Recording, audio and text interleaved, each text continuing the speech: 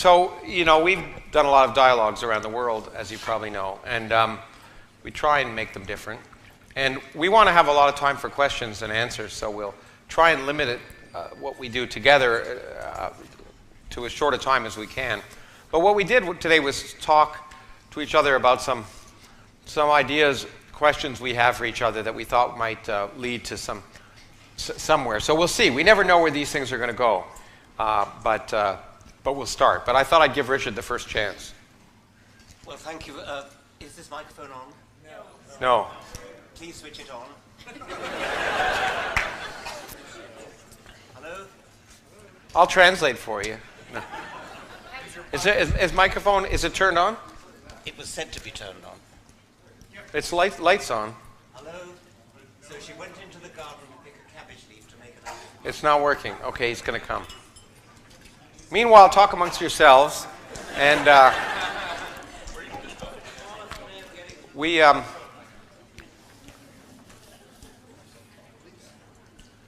it's interesting because we were just together in Pasadena, and I think doing two different things, and I think it spurred some of the questions that are going to happen. Hello? There you go.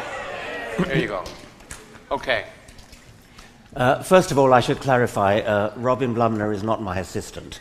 She is the CEO of the Richard Dawkins Foundation. Yeah.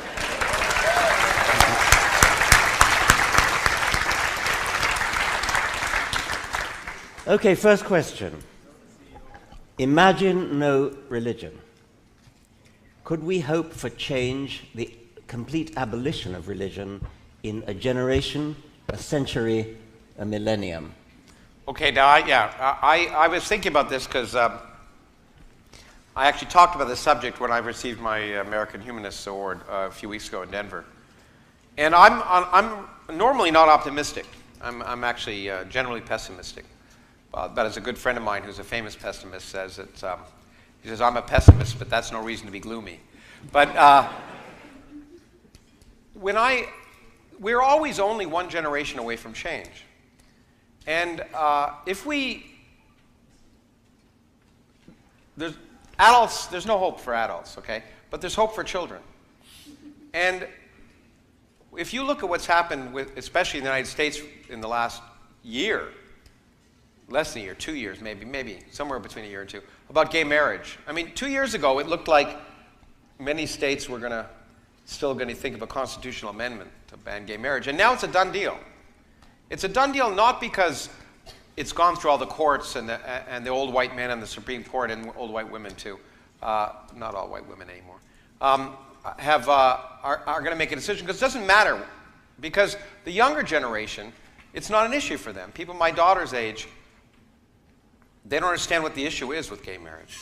And they're going to grow up, and they're going to become the lawyers and the Congress people and the judges and the media, the journalists. And so it doesn't really matter what the current generation thinks. It's over. It's a done deal. So it's always one generation away. And I started to think about the fact that we need to, and in fact, following, I suppose, what Peter said a little bit earlier today, we just need to encourage doubt in the schools. Doubt. So we really need to encourage teachers to be willing to confront things that are wrong in school. And it's really important, because most teachers, there was a recent survey, I think almost 70% of high school teachers avoid discussing issues of evolution or anything that touches on religion for fear of offending parents in particular. But that's exactly what they should be doing, because teachers, the purpose of teachers is to get students to not listen to their parents and not listen to the teachers, but to be critical and to encourage them to doubt everything they hear. So I actually think that when I look at what's happened with gay marriage, that although it seems like religion has been a part, and it has been a part of humanity since its origins, that really, because we're only one generation away, if we actively encourage through education doubt in children, then in a few generations I think there's hope. Well, I agree that we need to break the cycle of things being simply passed from generation to generation. That is really, really pernicious. But I don't think it's going to be all that easy to do, especially in the Islamic world, which is where the big problem is. I mean, Islam is one of the great evils in the world today. Mm-hmm. And it is taken as more or less axiomatic that children, especially in the Islamic world, are going to grow up in the same religion as their parents. You see dire demographic projections saying by the year 2050, 50% of the French population will be Muslim or something of that sort. That's based entirely upon the assumption that every little child born is going to inherit the religion of its parents. That's what that kind of demographic statistic is based on. So if we could find a way to break the cycle, if we could find a way to chop off the automatic daisy chaining of religious opinion going down through the generations, we'd have it made. I mean, if only there was a sort of drug that would make everybody forget their religion and then wake up the next morning. But that's what I'm saying. I mean, it may sound naive in some ways, but the only way I can see doing that wedge is education. At some level, if we can start in the first world, if you want to say it, encouraging teachers to say, you know, the scriptures are incompatible with what we know about science. But I wonder whether we might not simply write off the adult world and try to convert the adult world, because they're the ones who are going to influence the children. I mean, let me tell one anecdote. I told it before, but we had a young man come to Oxford who was a young Earth creationist. He came from Washington State, actually, and he believed the world was only 10,000 years old and all that. And he came to my lectures. I gave a course of 8 lectures on evolution, and he came to all of them. And at the end of the 8 lectures, he came down to the front, slammed his fist on the desk, and said, "Gee, this evolution, it really makes sense." What we were up against with him was not prejudice, was not bigotry. It was simply ignorance. He just didn't know any better because he'd been educated. I won't mention the name of the college where he was. He had simply not been properly educated. But that's the purpose. I mean, if you look at the Taliban and you look at ISIS, if you look at the most extreme versions, that is what they want. They want to encourage ignorance. Yeah. And so I don't see any hope but to try and infiltrate that through education. Ultimately, I see hope because I think that ultimately to become there's a lot of upheaval going on now, and I don't think Islam is any different than Christianity was 500 years ago in terms of its violence. 500 years is a long time. It's a long time. It started 500 years later, and it's more dangerous because we live in a world where you can create more problems, especially internationally with access to social media, as we heard earlier today. But in those societies, I think that ultimately we'll have to recognize that science and technology, first of all, are an essential part of becoming economically viable. So there's going to be overhauls and lots of violence, but ultimately, to rise up, you have to start educating kids in science and technology because you've got to get a skilled workforce. It's happening to some extent in India and certainly in China. I mean, I'm optimistic in North America, South America, Europe. I'm not optimistic in Afghanistan, Pakistan, Bangladesh, and because I don't understand how we're going to manage that infiltration. But perhaps we should go on to another question. Yeah, okay. I think it's going to be, it's one of the few moments when I like to think of something good about the world. Most of the time I don't. But speaking of imaginal religion, this is a question that we were talking about a little bit. I think one of us got asked it in Pasadena. Because we always get hit with this thing. Science is no different than religion. Because, scientists have faith. And isn't faith in science the same as faith in religion? So, it's an important, I think it's an important thing for people to hear because you'll get asked it if you haven't been asked it already. It is amazing how often we get asked that. Yeah, It's, the whole point about faith, of course, is that it's belief without evidence. Whereas the whole point about science is that it is evidence. I mean, it's the only evidence that's applicable to the real world. And so to say that we have faith, I mean, in a sense we sort of do. I mean, we have faith in logic, we have faith in mathematics, but you don't need faith because it works. That's the key point. I think that's the point that it's, if you're a scientist working on something, a physicist, say, because that's science, and you're working for 10 years on something, at some level you've got to you think it's worth working on, so you have faith that it'll work out. But the point is that you're willing to throw it out in an instant.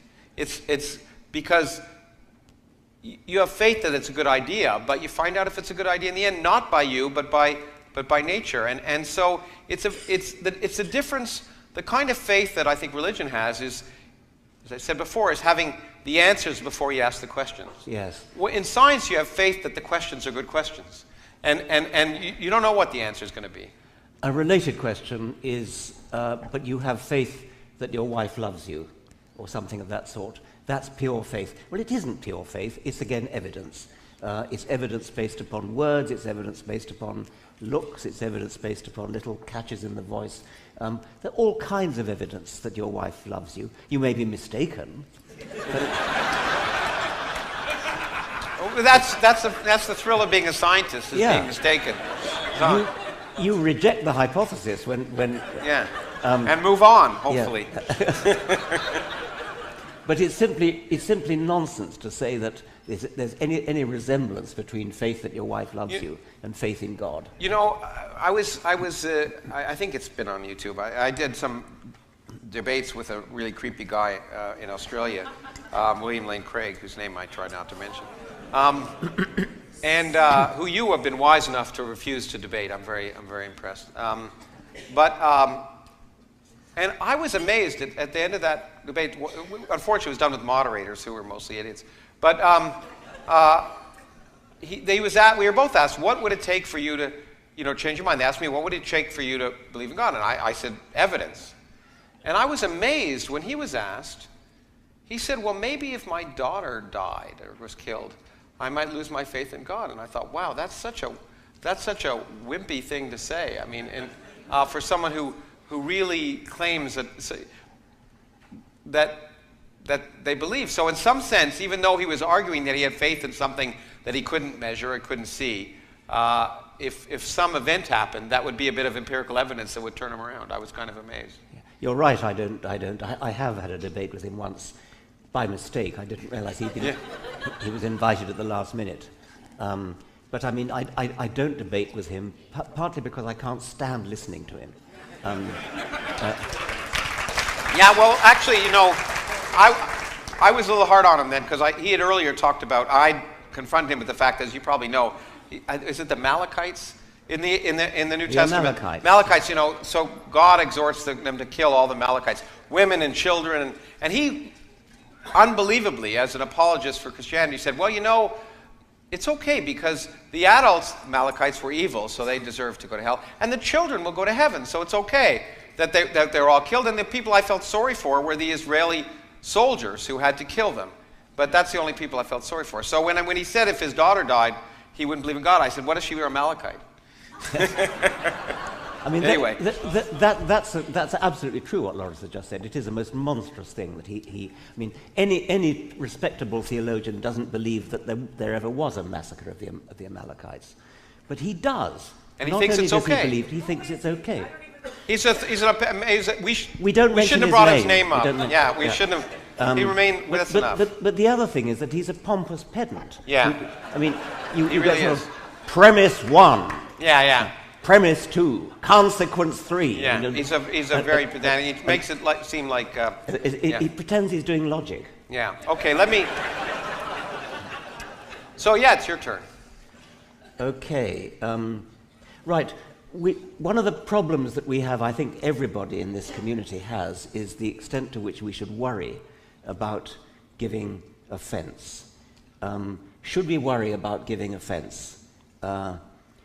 I suppose I should say that when Lawrence and I first met, we had a bit of a disagreement about this. I was giving a talk. Where was it again? It was... I think the first talk was in Buffalo, but where we started to have this discussion was in San Diego. Wherever it was, I gave my speech, and then somebody stood up in the audience, and the question was rather more articulate and barbed than I'm used to. And it was, of course, Lawrence.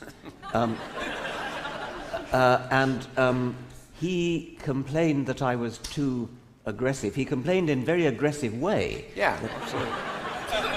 That I was too aggressive. we met afterwards in the bar, I think, and talked it over and decided to continue our discussion in the pages of the Scientific American. So yeah, we did a dialogue for Scientific American. So what's your position on that now? Well, you know, I have to admit, I've come around a lot. I've seen, first of all, as all of you know, who know Richard, he's not nearly as aggressive as, I mean, this myth of him being strident, which is a word that started to get applied to me when I started to ask questions about whether you could make a universe without God, just simply asking the question, I got called strident, and I began to become more sympathetic, and I saw that, in fact, this sense of aggressive pit bull-like behavior was not always there, but more importantly, my mind really came around, I think, with Charlie Hebdo more recently, because, and I wrote a piece about it, I think offense, the person who, if you're offended, you own that problem. You're the person, you can decide how to respond. You can, if you're offended, first of all, you can decide whether you're going to be offended or not. Secondly, you can decide how to respond. Well, okay, I think you're wrong for this reason or this reason or this reason, or you can cut someone's head off or whatever. And so the response I have now, I think I learned from you, from our friend in England, what's his name, the tall guy. He said, so you're offended, so I offended you? Oh, Stephen Fry. Stephen Fry, yeah. Yeah, Stephen Fry said, so you're offended? Well, so fucking what? Yeah, exactly. And I think that I still think one has to, if you're trying to communicate, you've got to ask who you're communicating to and try and adjust your language to try and reach people, because people don't hear what you say unless they're prepared to hear what you say. So there's a lot of, and I've called it seduction in the past, and I think it's important. Teaching is seduction. Christopher Hitchens had a slightly different version of that, a slightly more seductive version. Not much. He said, you're offended? I'm still waiting to hear your argument. Yeah, that's exactly. And that's the good line. The point is, if you're offended, think about it. But I think we need to offend at some level. But at the same time, I think we have to moderate that and realize that for different groups, different strokes for different folks, and it takes all kinds. And sometimes when we do dialogues and other things, one person might be the good cop and one person might be the bad cop, and I think it takes. I think different approaches work for different people. In fact, in the movie, in Non-Believers, you talked about the fact that your response to something that could have offended you, which was being told you were an idiot for reading that awful book by Teilhard de Chardin. Teilhard de Chardin. Yes. And your response was, you know what, I really was an idiot. I really was an idiot. Yeah. I mean, I don't think we want to go around telling people they're idiots, not in so many words. But so many people will think you're saying that if you criticize what they believe, because it's as though their beliefs are part of them. It's not even criticizing. That's what gets me. It's just asking questions. Yes. If you say, well, why do you believe that? That's a criticism. Why do you believe in God? It's taken as an offensive statement. And that's really what we have to try to conquer. I agree. It's that every other area you can ask, why are you a Republican? And, there's no good answer. But people are at least, accept that you can ask the question, but somehow it's offensive to ask people about the religion. Until we get beyond that point where we can bring it up openly, then we're always going to have problems, I think. Because people identify with their religion so much more than they identify with really anything. Maybe their football team. I'm not sure about that.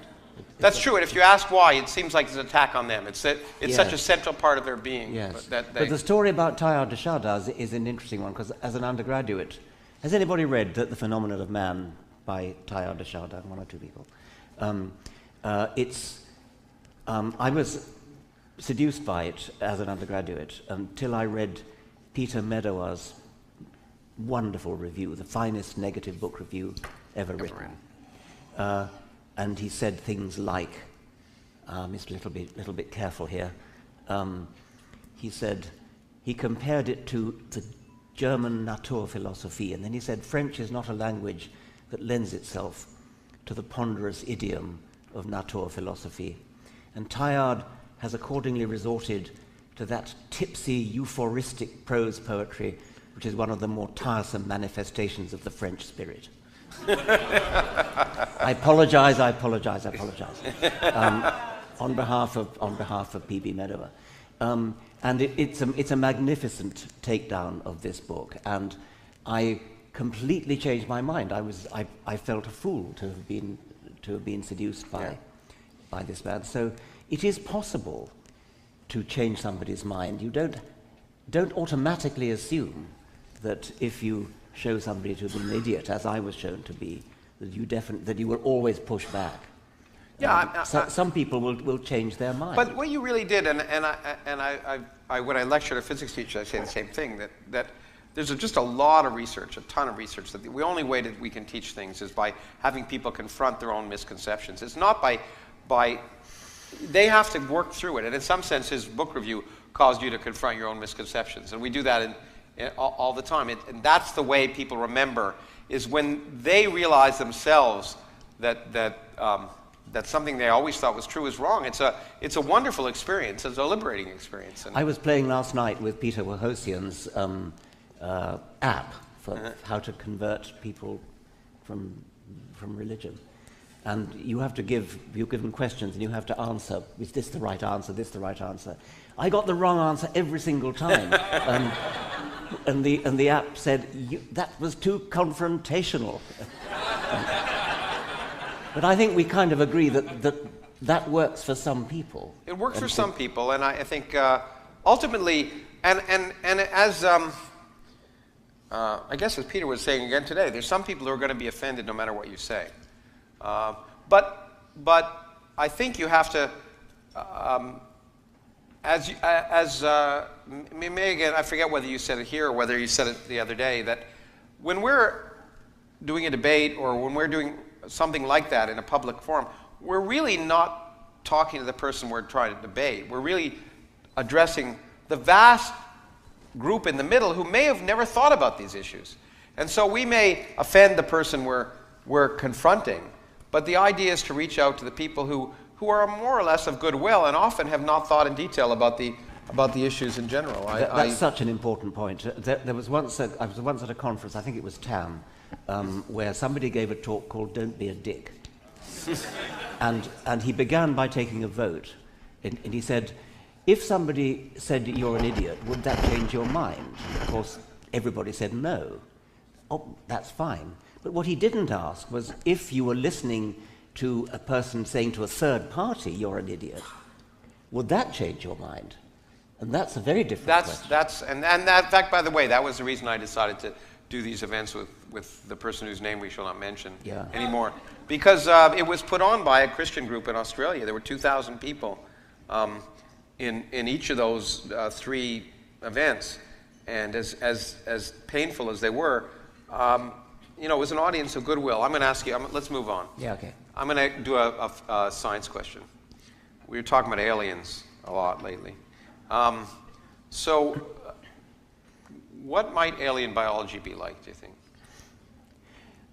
It's easy to criticize science fiction authors for their lack of imagination, making their aliens pretty much like humans, but bright green or something. I mean, just a varying one thing. And one's apt to praise a science fiction author who really, really stretches the imagination and thinks of something entirely different, like a living organism that's entirely in a gaseous medium rather than in a solid medium or something of that sort, or not carbon-based but silicon-based. I think it's arguable that alien life might actually be more like our sort of life than the pure imagination might suggest. For a start, I'd stick my neck out and say that alien life, if there is any, and I'm pretty sure there is going to be Darwinian life. I don't think I'd be very surprised if there was any other way in which the complex organization, the pseudo-purpose of life could come about by anything other than Darwinian natural selection. Once you've got an intelligence that's evolved by Darwinian evolution, then of course you've got the possibility of intelligent design manufacturing complicated things, which are evidence of life but are not life themselves, at least not yet. So I think it's a genuinely interesting question to ask, and I wish that more chemists and biologists would ask the question. Can you imagine, what kinds of alien life can you imagine? Does it have to be carbon-based? I talked to Harry Kroto, the Nobel Prize-winning chemist, about this a few months ago, and he said, absolutely, it's got to be carbon. He was very adamant about this. There's nothing else, no other element has the properties of carbon that can produce the sort of macromolecules that you need. I would chip in and say it's got to be Darwinian. That means there's got to be a genetics of some sort. My conjecture is it would have to be digital genetics, because it's got to be very high fidelity genetics. Otherwise Darwinism doesn't work. And I think that probably means it's got to be digital. Analog genetics, I think, would be too subject to mutation. Would it have to be a one-dimensional code, as DNA is? Or could you imagine a two-dimensional genetic matrix? And I think you could. I don't see why it shouldn't be two-dimensional. I doubt if it could be three-dimensional because of the difficulty of readout. Yeah. That's one of the reasons why protein could never serve as I the think genetic molecule. From a chemistry perspective, I'm actually I feel more strongly than Harry does. We had a meeting on which you were at, The Origin of Life, at ASU, and talking to the chemist and looking at the chemistry, I'm reasonably convinced that not only is it likely just to be carbon, but people have been thinking about whether you could have different base pairs. You know, we have these 4 base pairs on DNA, and I'm pretty sure it's chemistry that determines that, and which is ultimately physical arguments that determine energetically what can form and what can't.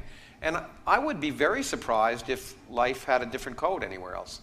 I mean, people have tried with 5 letters and 6 letters. There's a few people in Florida working on that.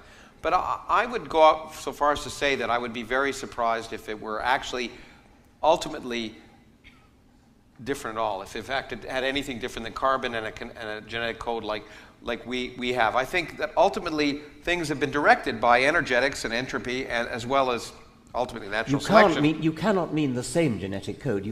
You could mean a triplet code.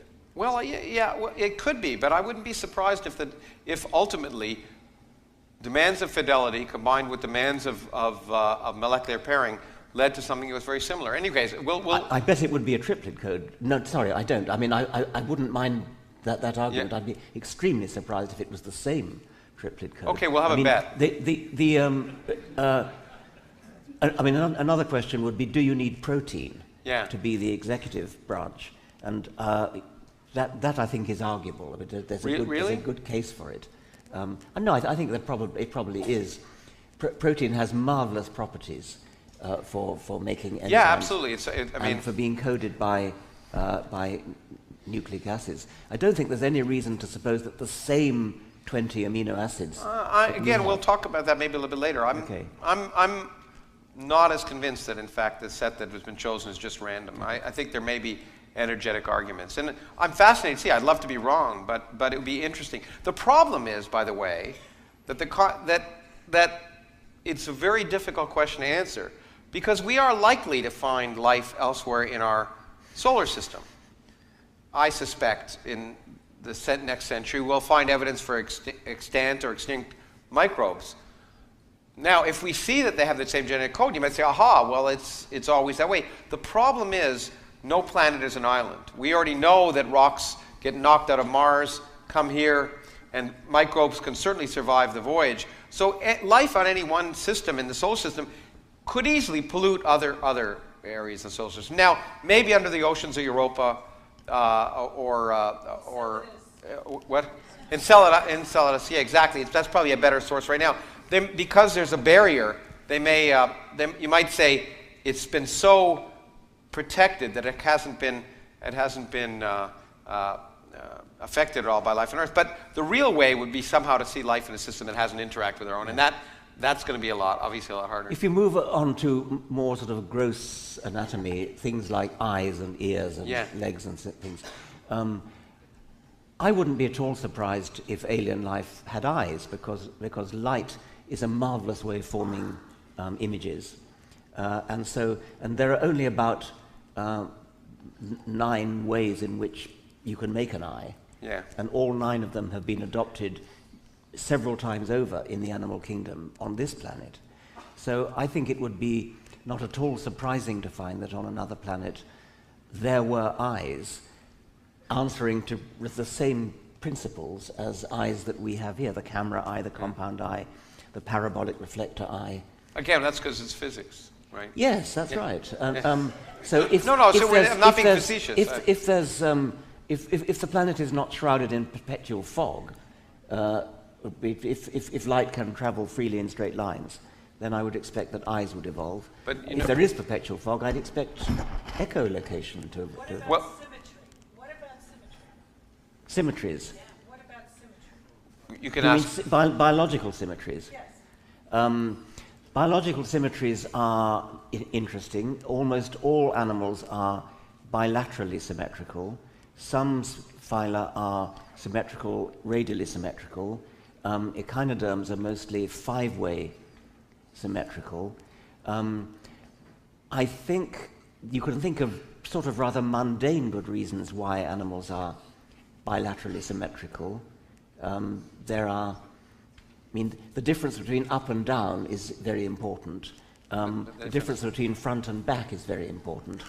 And unless you're going to go around in circles like the one-eyed geiger, you're pretty much going to be symmetrical in the left-right. But you know, this also represents a kind of myopia.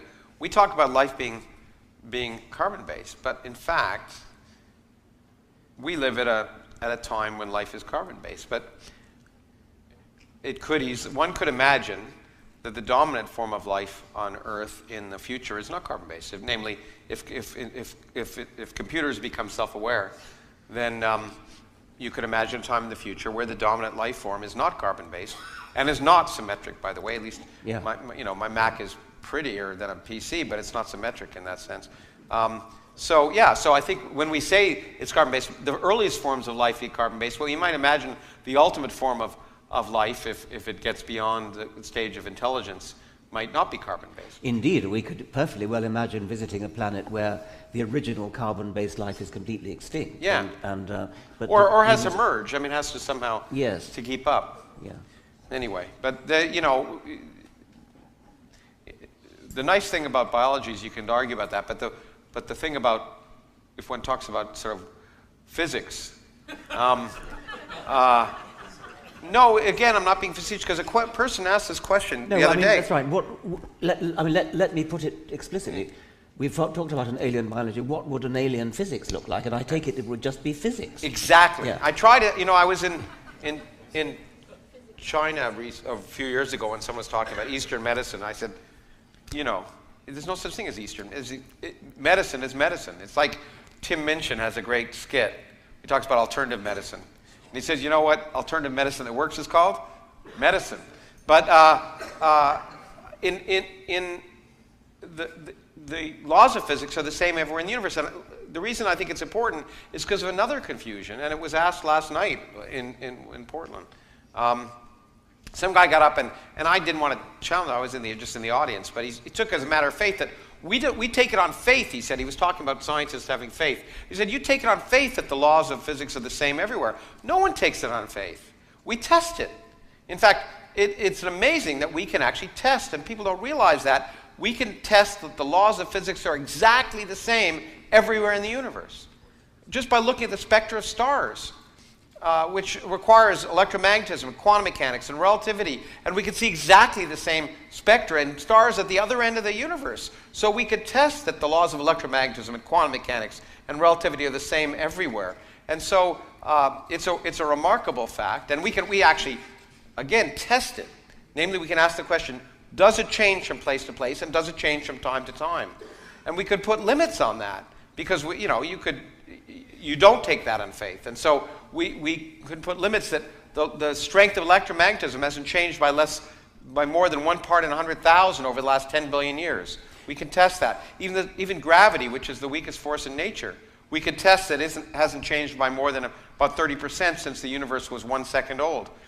We also checked to see if it's the same there as there. There was a tentative study that got a lot of excitement because it looked like spectra were a little bit different over there than there. It was some people in a variety of places in England and the United States, and it caused a lot of interest.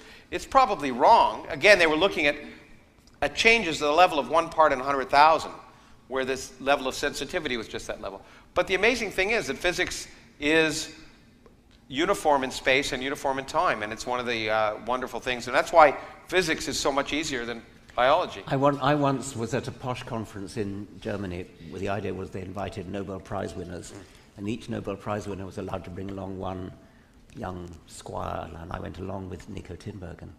And there was a distinguished Japanese physicist there, and he didn't say a word all through the entire conference, and then right at the very end, he asked if he might speak, and he said, I have to speak because if I go back to Japan and say I didn't speak, I would lose honor.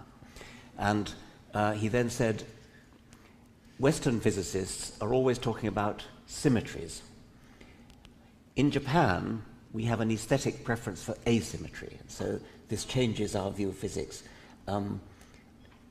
Sort of vaguely interesting, but I'm a bit skeptical. Well, no, actually, it's very important. I'm actually writing about it right now in a different sense. I mean, asymmetries are what make the universe interesting. If the universe were completely symmetric, we wouldn't be here. A symmetric universe would be beautiful, but boring. Yeah. It's the asymmetries. It's not just true in art, and everyone's pointed out that beauty involves some asymmetries. I mean, there's a lot of work on that. But in nature, it's asymmetry. It's the breaking of symmetry that's responsible for our existence. And it's a subject of actually part of the book I'm writing. So, I think we were going to. You had another one. Well, I think we were going to do this. oh yeah, this that's way. right. Yes. Oh yeah. Have you learned anything lately that surprised you, Lawrence? oh yeah, how reasonable, how special of you to ask that. Yes, and it's in biology. I was just talking about this recently on a TV program. We've talked about how you could ever learn about the origin of life. You know, that we can go back to the earliest common ancestor. But that period between the time life, whatever life is, formed, and the life that we now know, RNA-based or DNA-based, I mean, that's probably a long series of steps between whatever the first living things were. And again, at the early stages, it's hard to know what you mean by life. But the more advanced stages, it also involves cells and et cetera. And there's a really neat, I just learned that people can actually, there's some studies that are actually allowing us to learn about that early period, which I thought would never be accessible. And it involves the thing that makes you sleepy when you eat turkey. Tryptophan, which is one of the amino acids. And it's a long story, but the neat thing is it turns out that these people have been able to discover that it's actually incorporated. There are 20 amino acids, but it's incorporated in far fewer proteins than others. And in fact, they can now show that it was incorporated very late in the life process. So there are proteins that involve tryptophan. There are other ones that don't. And what they can now do is look at proteins that are involved. The next step will be to look at proteins that are involved in metabolism and cell division, and see which ones have, if they have tryptophan, then probably that aspect of life formed very late, because it was only happened after tryptophan was incorporated in the proteins. But if they don't, then the process happened early. So they can try and see whether metabolism formed before cell division or vice versa. We may be able to finally get a handle on that order of what happened first. As you know, Freeman Dyson thinks metabolism is more important than genetics, and other people think replication is more important than metabolism. And I just thought it would be a debate that people would just have ad nauseum, but we may actually be able to get data, and I think that's wonderful. I've never understood how Freeman Dyson could possibly say anything other than that replication is... Well, I think he's a contrarian. And yeah, he is. Yeah, and he always, whatever people think is wrong. But I mean, but he's a sharp guy. Yes, certainly. But you've got to have replication, or you can't have Darwinian natural selection, and therefore you can't have any kind of improvement. And I think that's just a no-brainer. Well, the origin of life has got to be the origin of the first self-replicating entity. But he would say that separate entity couldn't replicate without a metabolism at some level, and so I can see the arguments, but but the point is, it's just talk until you have a way to test it, and I think it's really neat that at least in this one area, I was kind of surprised, and I'm optimistic that maybe it might lead to. I actually do think that we'll learn the origin of life maybe in the next in the lifetime of many people in this room. It will never be for certain, will it? It will always be of the form, yes, that model is so neat and so clever, and that it's just got to be right. Well, I was going to ask you, but in fact, do you think it'll ever just be that, or do you think there'll ever be a better way of knowing in the sense that scientists know? It's sort of so highly likely that it. Well, I suppose you could repeat it in the lab. But I suspect it's more likely to come from a model which will just be so brilliantly neat and elegant that... It's interesting you say that. So you sort of think origins in biology be kind of like origins in physics, because many people would say, I've written about the origin of the universe, and ultimately it may come down to theoretical models, because although I'll spend time tomorrow talking about new optimism I have that we may be able to explore the very beginning of the universe, but ultimately it may be model-based, and I'm surprised, biology is kind of an experimental science, so I'm surprised to... Oh, there's a lot of model making. There's a lot of modeling in biology. The whole of, Mendel, the sort of Morgan study of the order of genes along chromosomes is all done by not actually inspecting chromosomes. It was done by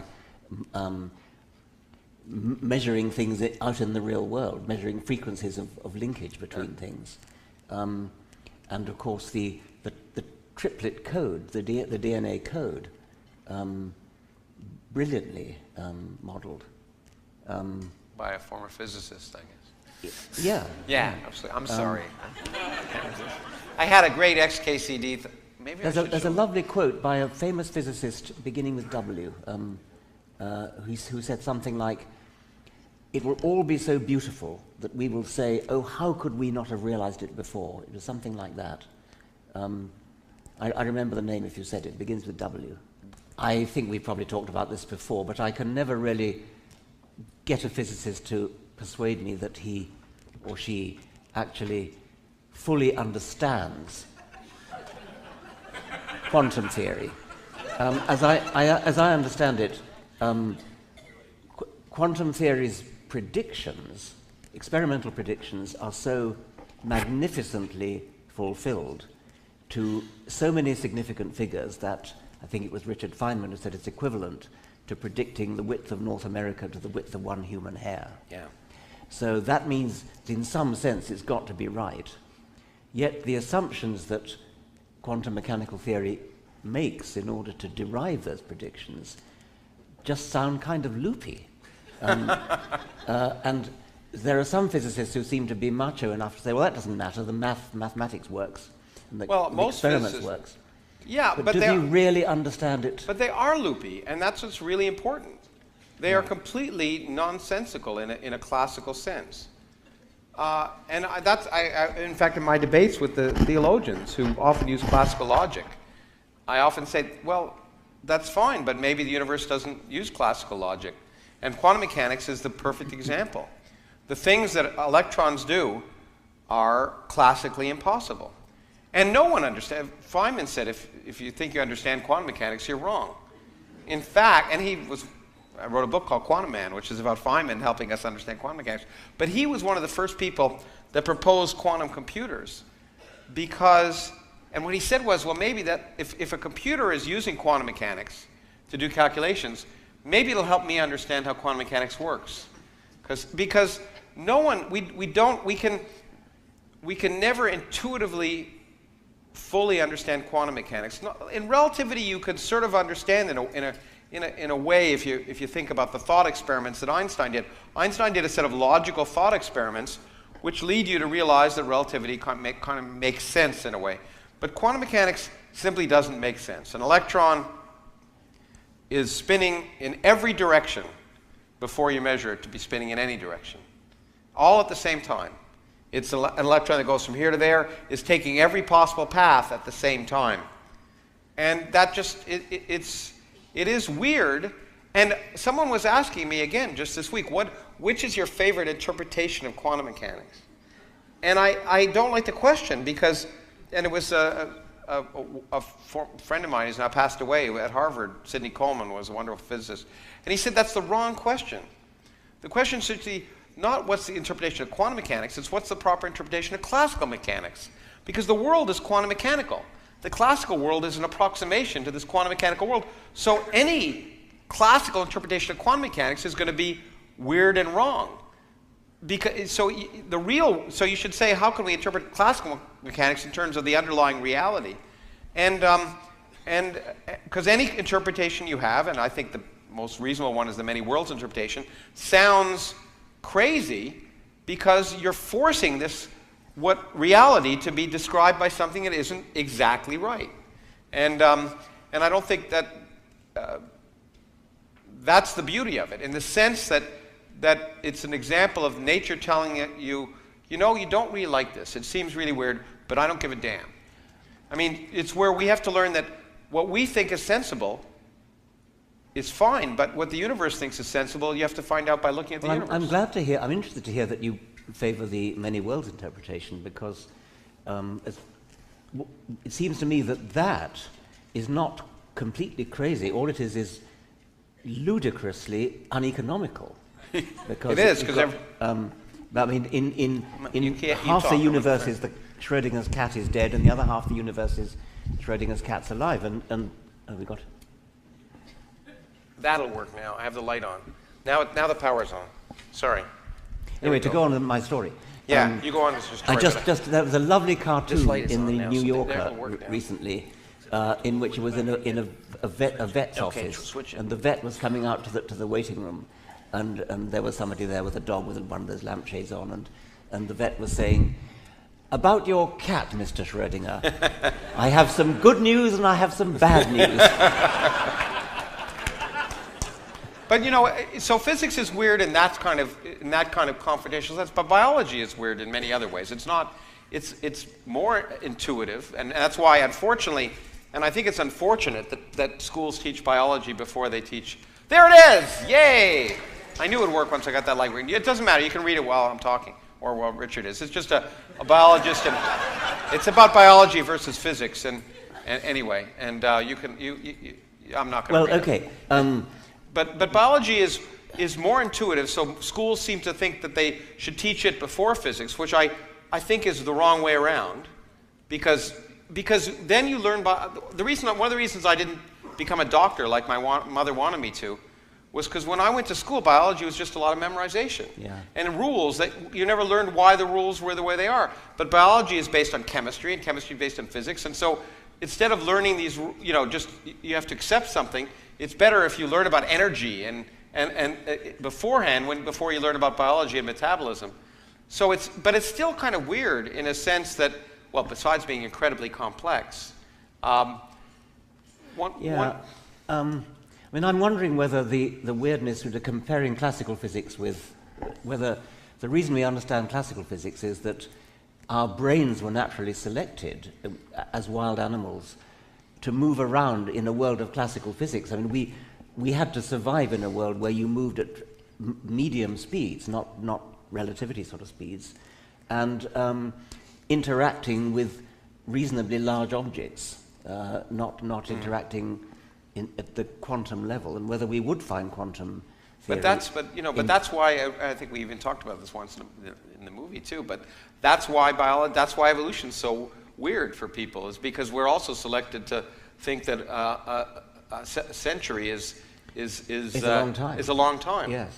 And we just can't picture the fact that biology works in general over much longer timescales.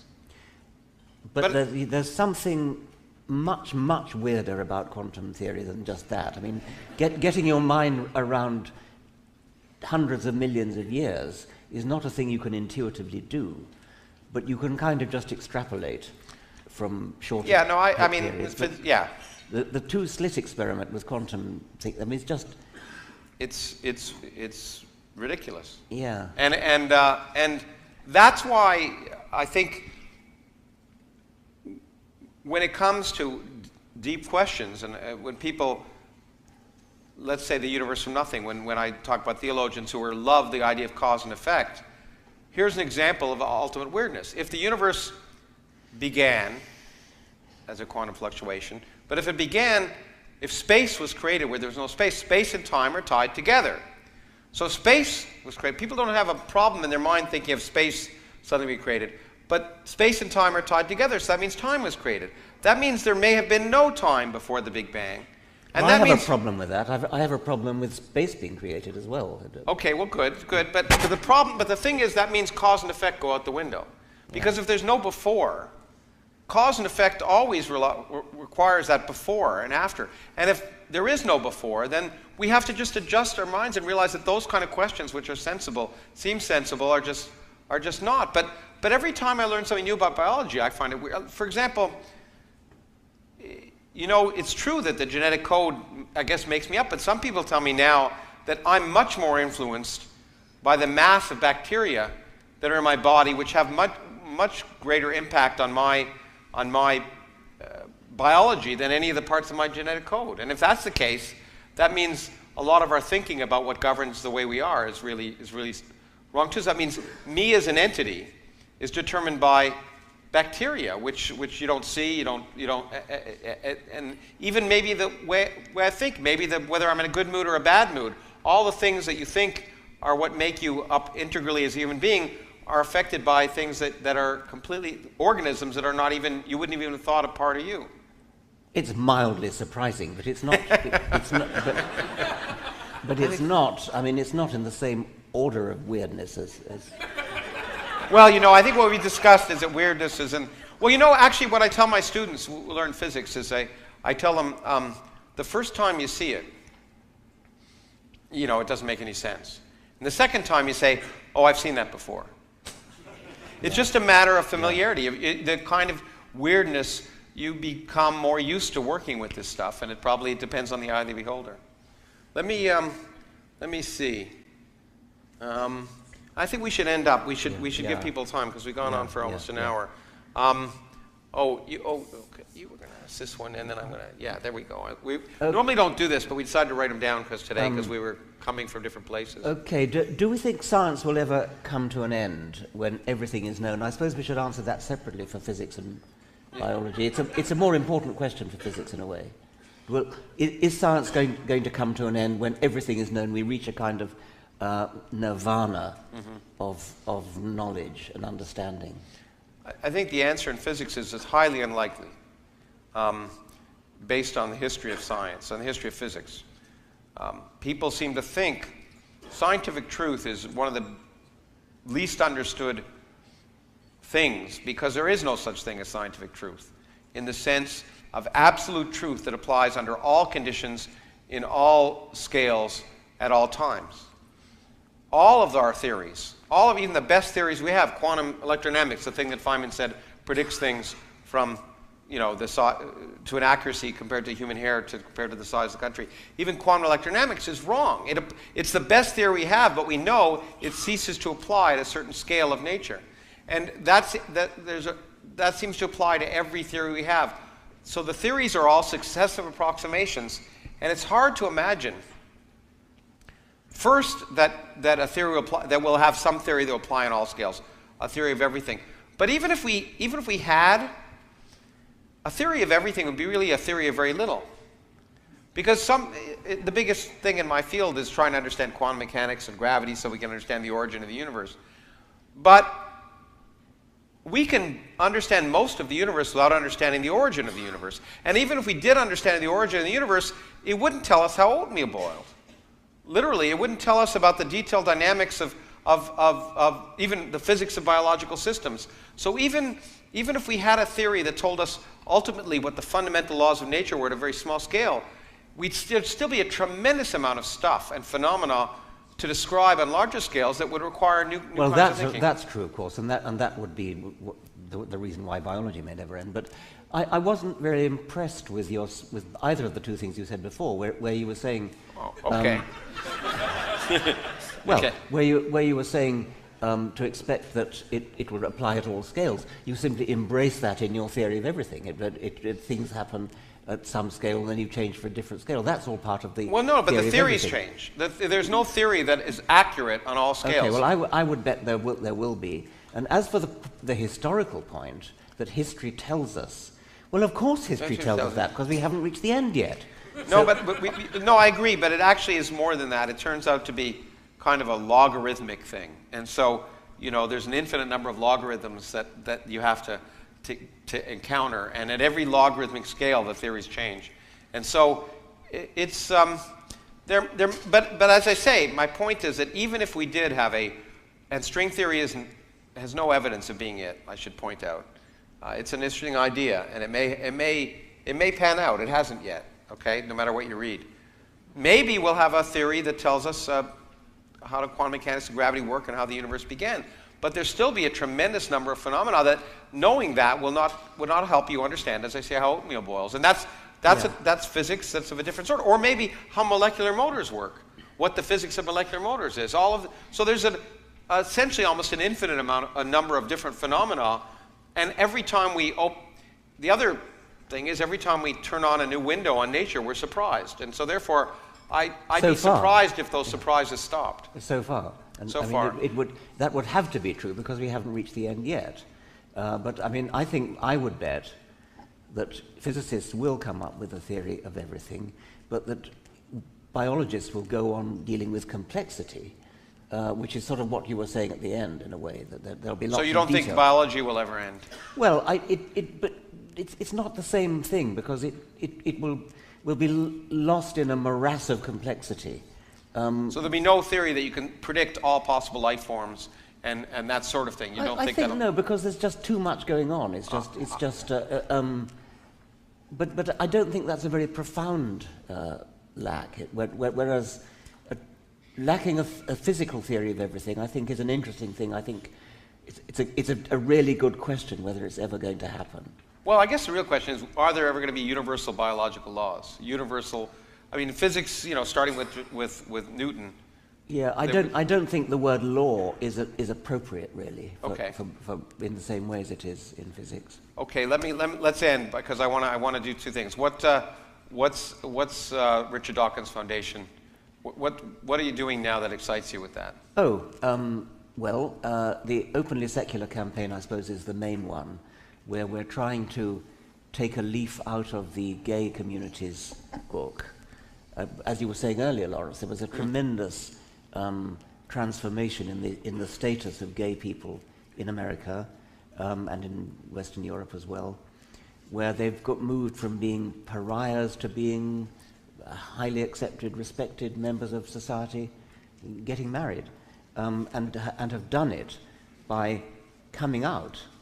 And we are trying to encourage atheists and secularists to come out, to set an example, to show that we are ordinary, nice people who are good at doing things, and we're pleasant people and we're friendly people, and we don't have horns and a tail.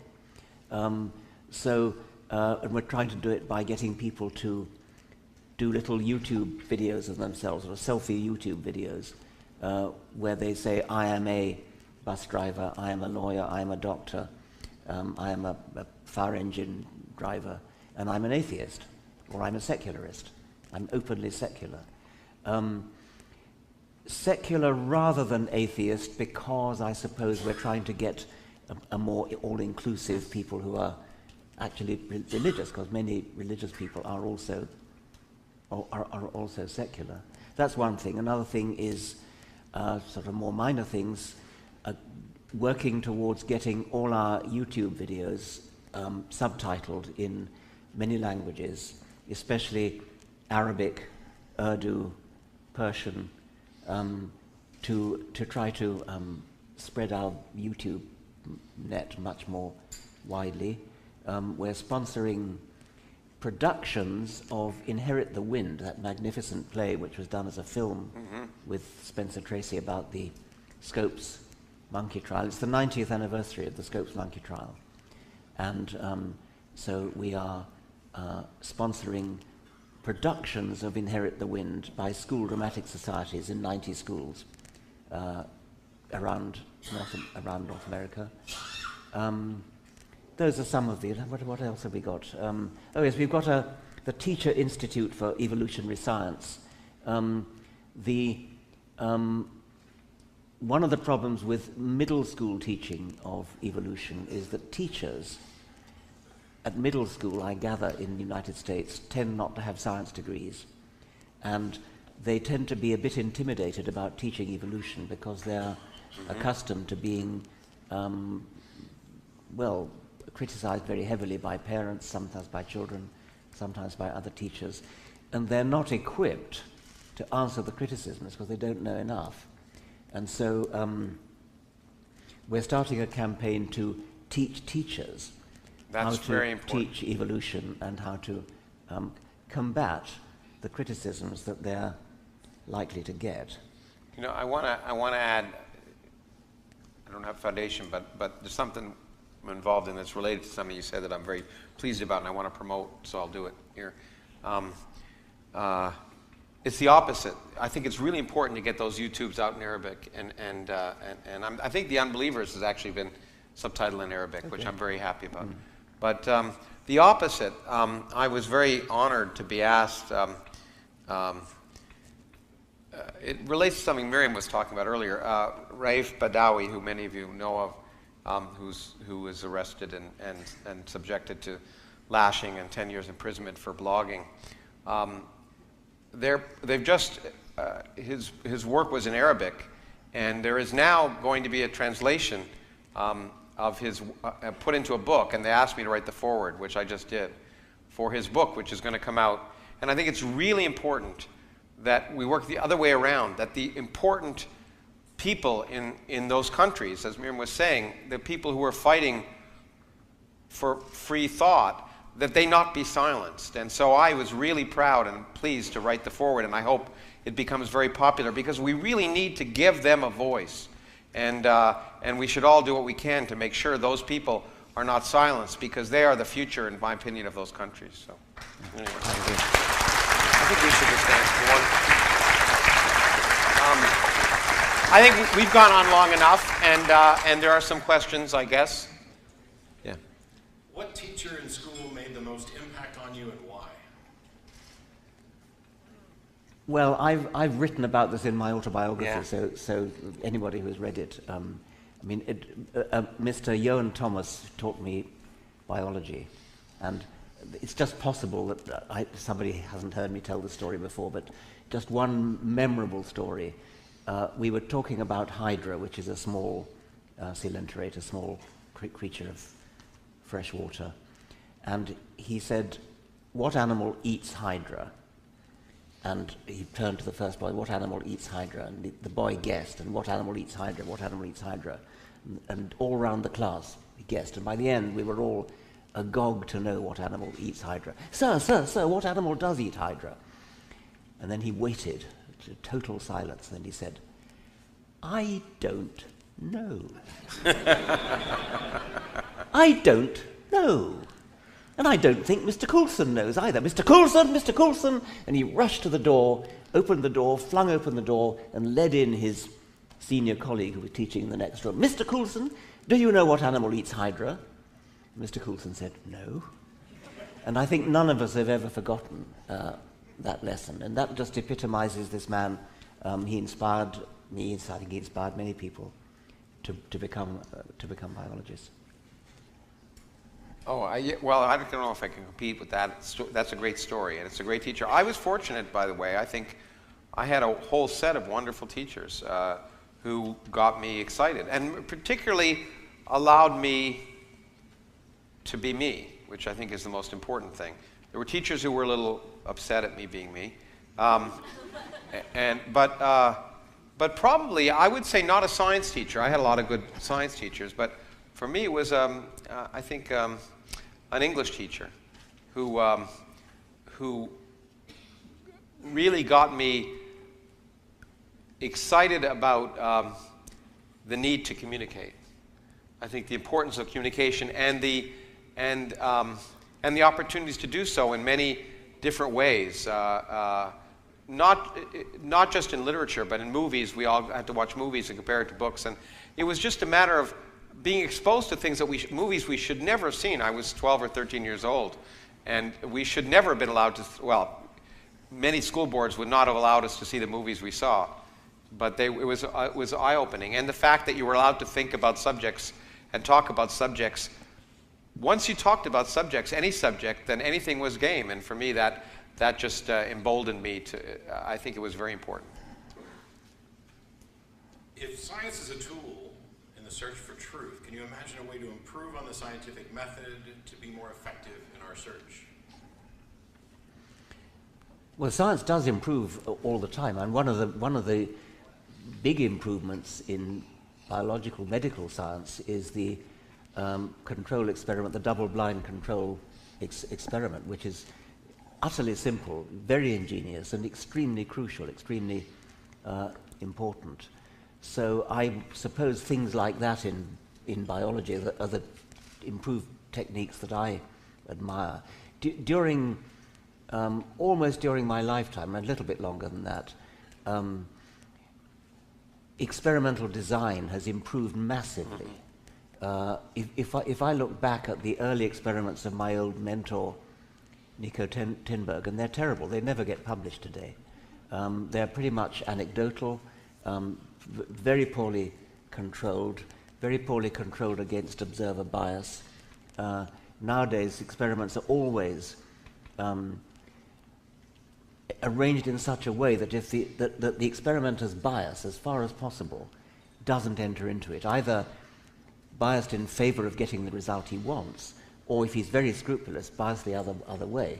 The double-blind trial does guard against that, and it's so simple and yet so ingenious, and that has swept through medical science pretty much during my lifetime, I think. Well, let me first say the simple answer is no. The scientific method, ultimately, the scientific method hasn't changed. It works. It worked. It's the reason we're doing science. The basic notion of testing, making hypotheses, testing, and falsifying hypotheses, and moving on and testing again and repeating. That is the only way, what we know of, to get knowledge. I would say there's no other, in my opinion, there's no other way that we gain knowledge about the world.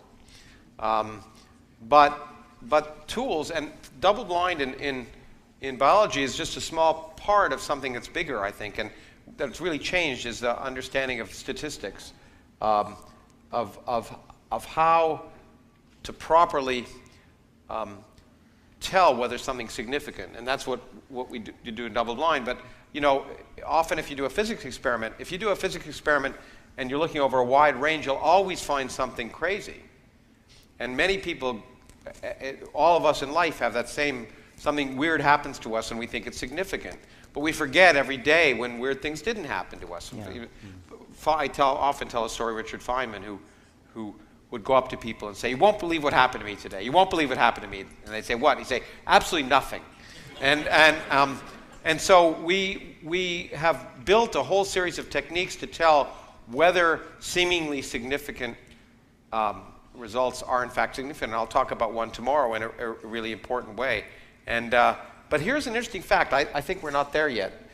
In quantum electrodynamics, which is the best theory in nature that we have, almost all the original experiments, almost all of them, differed from the final result by what we call 2 sigma, which means 2 sigma means that there's a 95% likelihood that the number you're giving is right.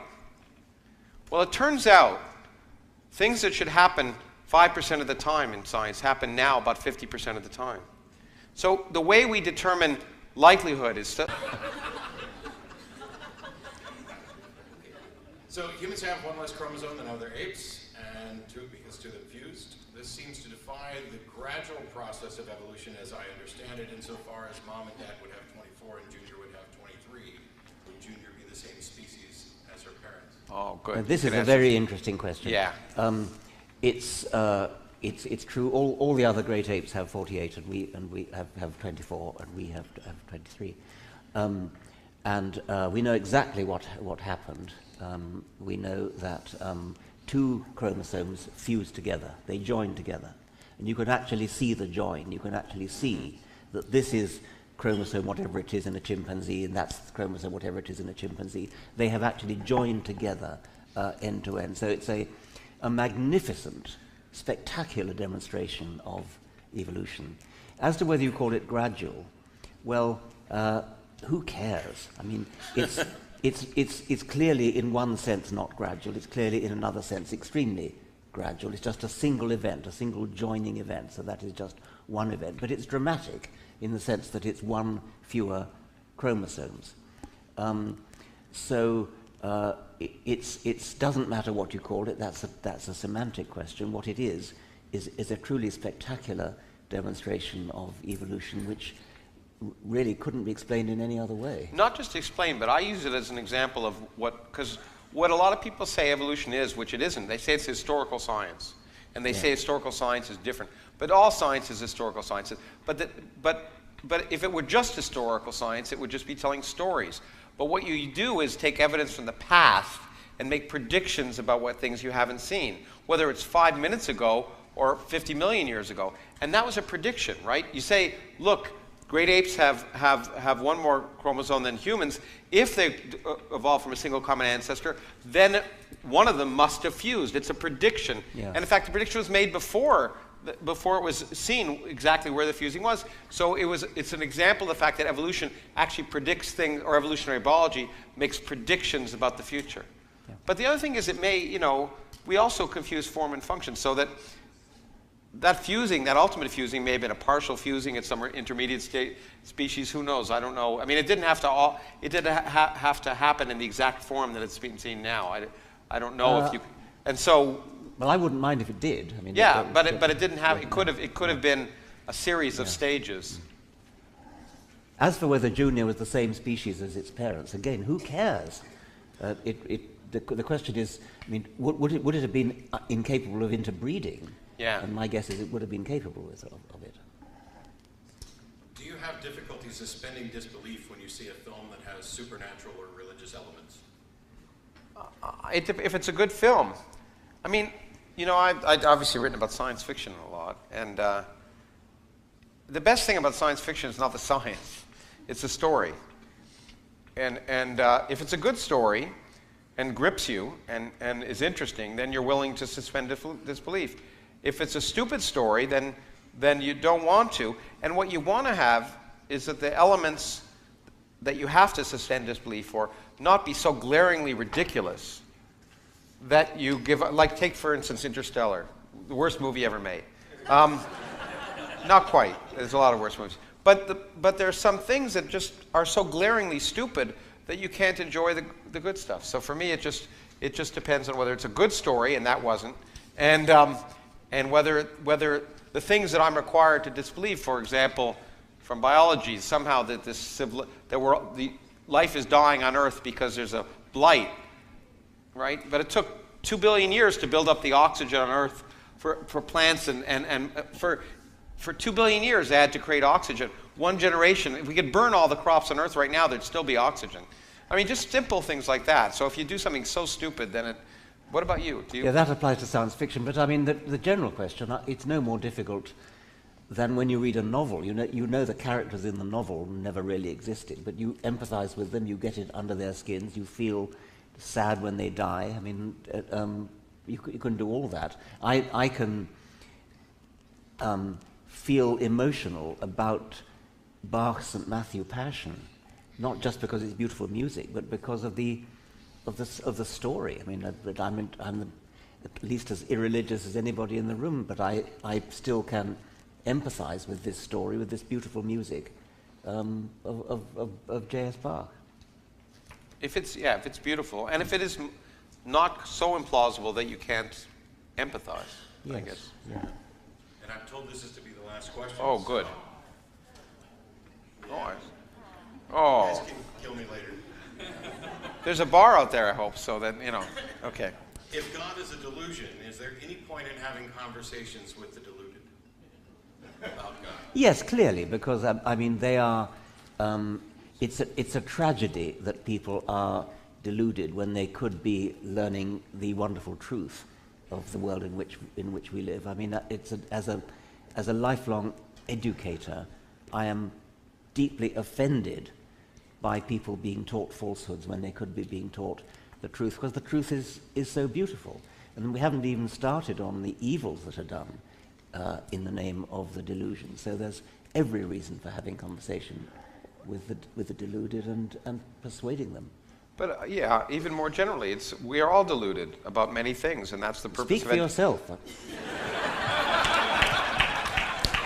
You were deluded about Teilhard de Chardin, for Yeah, I example. was, yeah. Okay.